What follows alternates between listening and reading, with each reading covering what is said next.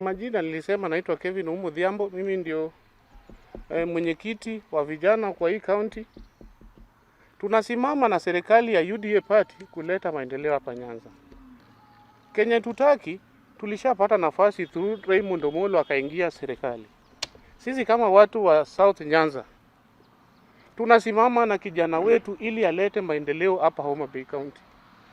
Wao viongozi wanatukana viongozi wetu wale wameenda kutafuta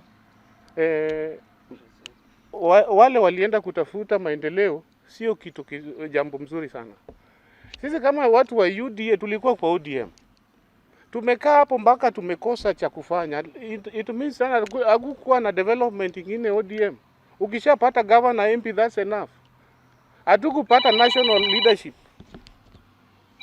President wa leo ni William Samoei Ruto. Sasa sisi tuliamua tuunge mkono rais wetu na PS wetu Raymond Omolo alete maendeleo hapa Homa Bay County na Nyanza at all. Hata Kenya nzima. Lakini sisi kama watu wa Nyanza wale tumekuwa kwa opposition for more than 50 years. We are saying enough is enough. We want new change, new blood on the line. Wale wanaweza kutupeleka mahali, tutafute maendeleo tulete Homa Bay County. Tutafute barabara tulete Homa Bay County. Watafute maji walete Homa Bay County. PS Raymond Omolo only advised our people to work with the national government. PS Raymond Omolo advised our people to seek development from the State House. He did not castigate anyone whichever way these people are talking. We want to advise our youth to support Raymond Omolo so that we get chances and opportunities in the national government. My name is Kennedy Ongati.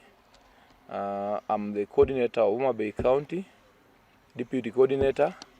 My concern is life of the people of Nyanza, life of the people of Kenya, and what happened yesterday through PS. PS only advised the Luo Nyanza people, that being that is in the government and the sitting president is William Ruto. He only advised the Luos that it is high time we join hands and work with the sitting president and the sitting government that will bring development to the people. And he also advised the MPs, MCs, everybody who was elected that the government is one. And there are some promises that they gave to the people whom they lead. So he only advised them that if you want to develop your people, you must work with the government. And he also said that there's nothing wrong to work with the government so long as you work with the government in the right way to develop your people. So I would advise, or I would request, those who are talking bad about the PS. PS is not a politician. PS is not a politician. But being that he is one of the government staffs, he would also be happy when Luos are also working or inside in the government where he serves.